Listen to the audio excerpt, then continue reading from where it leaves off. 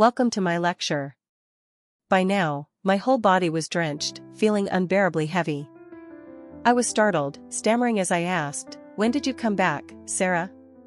My whole body trembled. I couldn't tell if it was the cold rain chilling me, or if it was his betrayal that froze my heart instead.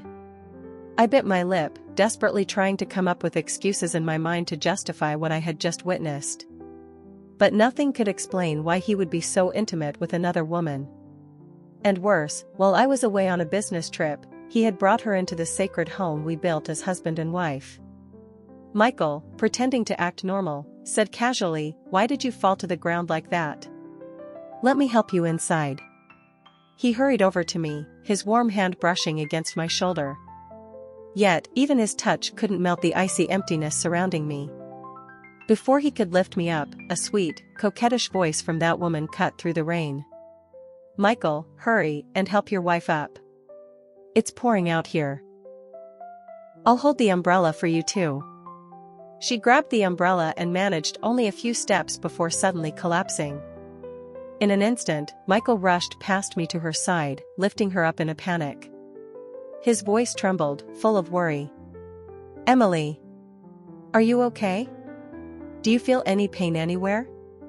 Should I take you to the hospital?" Emily grimaced in pain, speaking in broken breaths. "My stomach, it hurts so much, just take me inside the house." But Michael shook his head, firm and urgent. "No. I need to get you to the hospital right now." She clutched his sleeve, weakly pleading. "No, please, just take me inside. I'm so cold, our baby." Without hesitation, Michael scooped her into his arms and rushed her inside. He didn't even glance at me, not once. It was as if I had become nothing more than a discarded object.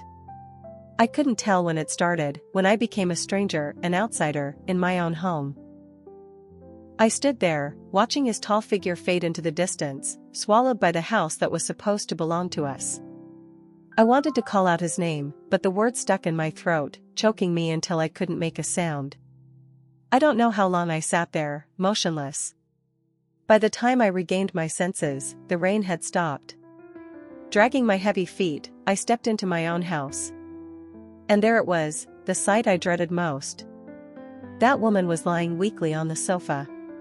Michael sat right beside her, holding her frail hand tightly, whispering over and over, "Are you feeling too weak? If your fever doesn't break within the next 30 minutes, I'll take you to the hospital." Emily shook her head faintly, brushing it off. "I'm fine, you always worry too much." Michael's eyes softened at her words. Then, following her gaze, he finally turned around, only to see me, standing at the doorway, drenched from head to toe. He opened his mouth as if to explain, but in the end, all he could say was, "It's my fault. I'm sorry.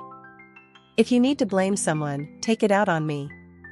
She's not at fault." I thought I would explode with rage, that I would lunge forward and tear those two apart. But strangely, I was calm. Maybe it was because the rain had already drenched me enough, cooling my head, sobering my mind. "How long has it been?" I asked bluntly. He let out a weary sigh. 3 months ago, when you were on your business trip," he admitted quietly. Of course. That day, I had missed my return flight to New York, only because I stayed behind in Chicago to buy Michael his favorite rice rolls. And now, that had become the excuse for his infidelity. I asked coldly, "You don't want to say anything more?" Michael's voice dropped, heavy with guilt. "That night I was entertaining a client. She was bored. Things happened by accident. She's only 19, a freshman in college. Her family's in hardship, so she works at that bar. I mistook her for you, and ruined her life." I pressed my words sharply. "Let's say that time was an accident. What about today?" Michael shook his head. "She's pregnant. I'm sorry, but I can't be heartless and abandon my own child." I laughed bitterly. He spoke as though I were the one cruel enough to force him to give up his child. "So what now?" I demanded. He looked at me with pleading eyes. "Jessica, can we take her in, just for now? To take care of her?" We've been married 7 years, and still don't have a child. After all, you can't give me one. His words were like a knife straight through my chest, stabbing into a wound that had never truly healed. Can't have children? Memories I had buried deep began to resurface. Why couldn't I bear children? 8 years ago, before we married, David had grown up in a poor family. Life was hard, and starting a career was even harder. I, on the other hand, was born lucky, raised in a well-off family. My parents strongly opposed our relationship. But I loved him with everything I had. I left my home for him. Those years, just out of college, were both difficult and beautiful.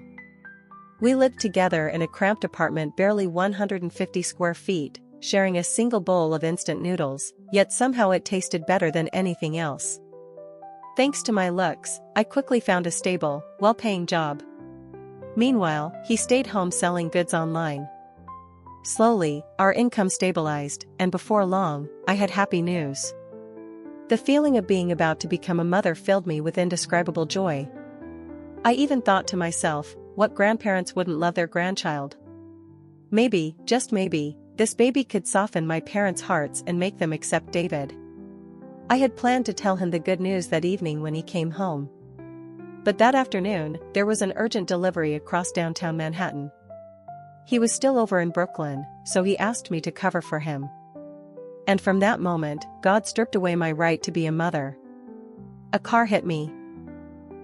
I miscarried. I lost so much blood that the doctors said I could never carry a child again. I never dared tell him the truth. I didn't want him to worry, or drown in guilt. I only told him I would stay with my parents for a while. Jessica, are you still listening to me? Michael's voice dragged me back. Do you remember what you promised my father? I asked. I'm sorry. I'll make it up to you, he said softly. Make it up to me? He had said that countless times back when we were struggling. But now that he had money, success, wealth, his way of making it up to me was betrayal. Who was it that once said he would love me, protect me for a lifetime? Who was it that knelt at my father's feet for an entire day, begging him to let me marry him? All those memories, years of them, flashed through my mind like fragile bubbles, only to burst into nothingness. I don't even know when he stopped loving me. I only realized that promises, no matter how solemn, have an expiration date. For some people, it lasts a month, a year. For the lucky ones, maybe a lifetime. For me, his promise lasted exactly 7 years. I hated him for one thing. If he had stopped loving me, why couldn't he just tell me? Why deceive me? I'm tired, I said coldly. I just want to rest. Michael lowered his head, silent. I walked alone up to the room we once shared, carefully locked the door, and collapsed onto the bed.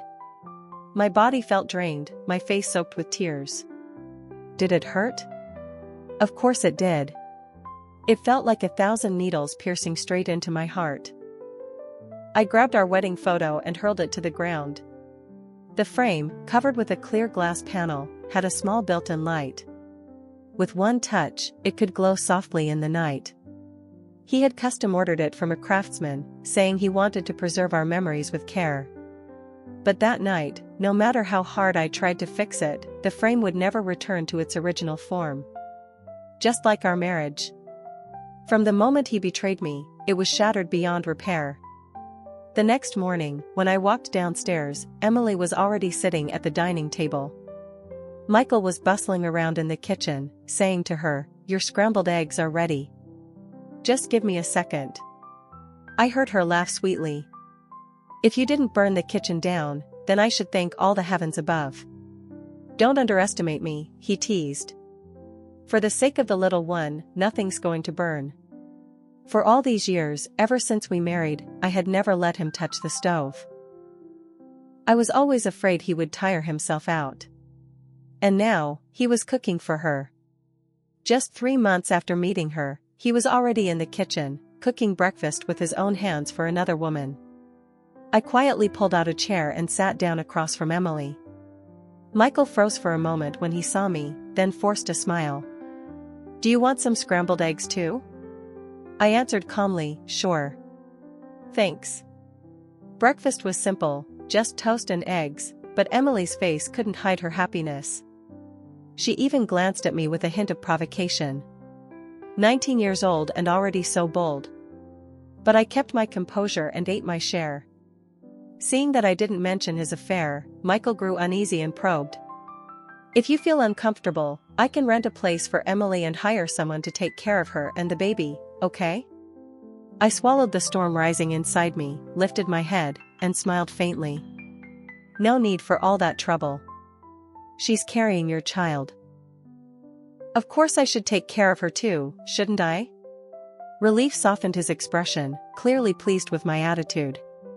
Soon, it was time for him to leave for work. Before heading out, he reminded me carefully. Please take good care of Emily and the baby.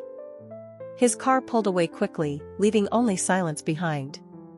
That was when Emily dropped the act of being the sweet, obedient girl. She stared straight at me and said, "Do you really think I've only known him for 3 months? Let me tell you, he's known me for almost a year. He even helped pay my tuition more than once. That night wasn't an accident. He already had feelings for me.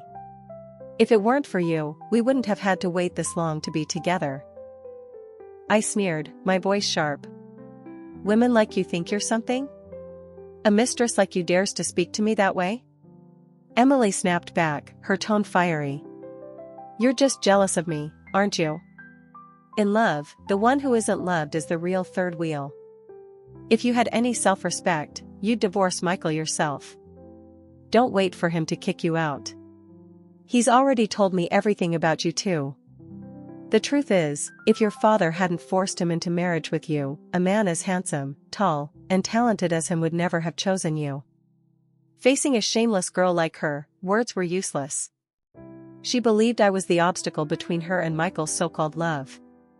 Fine. Let's see if their great love survives without money. From her words, I could guess why Michael felt drawn to her. Their backgrounds mirrored each other. She had struggled, just as he once had. I looked at her gloating face and said coldly, "Really? Then I'll just sit back and watch how long this so-called love of yours lasts." I turned and walked away, ignoring her hateful glare. Not long after, Michael's work began to falter. Rumors spread that the small company he had spent years building was on the brink of bankruptcy. No wonder he came home every night with a darker, heavier expression. By then, Emily was 6 months pregnant. Though the nausea had passed, she grew more clingy as Michael's attention waned. Her constant neediness only made him more irritated. And because of that, he started sleeping in our bedroom again, more often with each passing night. Michael whispered sweetly in my ear, "Jessica, only you truly understand me. Thank you for always staying by my side, through hardship and through joy. Please forgive me this time. After Emily gives birth, we'll keep the baby, give her some money, and send her away. Then it will just be the 3 of us again, happy like before." As he held me, murmuring, I felt nothing but utter disgust. I gently pushed him away and said flatly, "Go back downstairs to Emily." "You're still mad at me?" he pleaded. "I swear, I don't have any feelings for her. Back then, I was blind, I just thought she was pitiful, her background reminded me of my own. You understand that, don't you? What's done is done. Please don't stay angry with me." But by now, all the love I had once poured into this marriage was gone. I reminded him calmly. "She's already 6 months along. Go to her. What if something happens?" "Oh, right," he muttered. "I'll do as you say." Before leaving the room, he glanced back at me, as if afraid I might slip away. In that moment, he seemed to realize how important I was. Without me, he'd have nothing. Men, when life runs smooth, they grow restless, chasing after novelty. But when storms hit, they need a wife who understands, who's gentle and steady at their side. And I was preparing the sweetest, most bitter revenge. For months, I played the perfect wife. Supporting him as he tried to rebuild his company, caring for his mistress and her unborn child so thoroughly that Emily could find no fault with me. Sometimes, I saw true regret flicker in his eyes. He looked at me with a brightness that reminded me of when we first fell in love. For a moment, I would feel my heart soften. But then I'd pull out our shattered wedding photo, trying to piece it back together, only to bloody my hands. That broken glass reminded me, once a man cheats, forgiveness only guarantees a second, a third, an endless string of betrayals. The day Emily finally gave birth, Michael rushed to me, cradling the baby, his face glowing with joy. "Sweetheart, we have a son. Look at him, so bright, so strong. I promise, he'll be the most devoted boy to you." His delight stood in sharp contrast to my cold resolve. I calmly tossed the divorce papers onto the table. His eyes widened in shock, disbelief written all over his face. "Why? 6 months, you've been by my side, taking care of me, helping me through everything. Why now?" "Not a mistake," I said evenly. "I've been waiting for this day. Sign it. As for splitting assets, don't bother." He stared at me, speechless. I smiled faintly. "Besides, what do you even have left? This morning, I saw the bank's foreclosure notice. You're broke, Michael. I'll see you in court." As I turned to leave, he made a desperate move to stop me. But before he could reach me, a tall figure stepped between us. A deep, commanding voice rang out. "Good morning. I'm Jessica's attorney. From now on, any issues regarding this divorce will go through me. I represent my client." Why is it you?" Michael's face went pale the moment he saw David, my attorney. Shock flashed in his eyes, but he quickly gritted his teeth and barked. "Jessica, you want a divorce because of him? You say you love me, yet you're cheating with another man." I laughed coldly. "That's funny. Shouldn't I be the one asking you that? But with a man like you, Michael, someone who only knows how to blame others, what's the point of explaining? My only mistake was falling for the wrong person in the first place." David's voice cut through, stern and commanding. "Watch your words. If you slander my client again, I'll see you in court for defamation." David towered over Michael by half a head, forcing him to look up, a position he clearly hated. Back in college, it was the same. David was always sharper, more talented, excelling in both law and economics, while still managing to outrank Michael.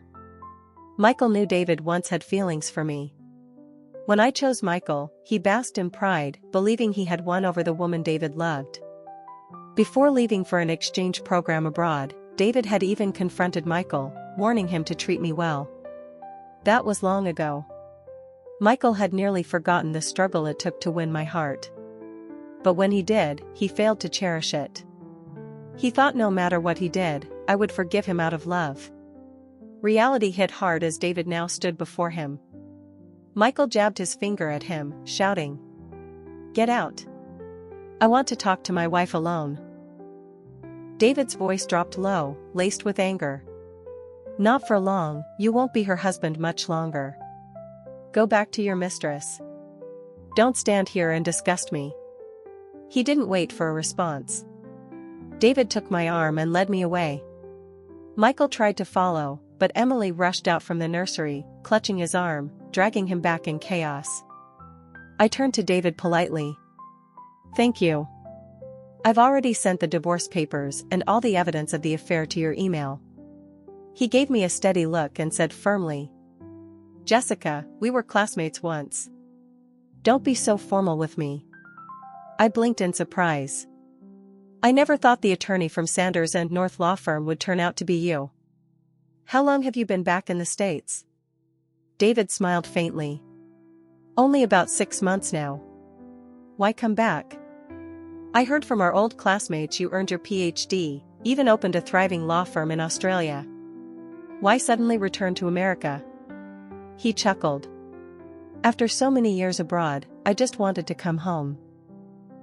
No matter how far you go, sometimes you can't forget where you came from." His eyes met mine, bright, steady, and warm.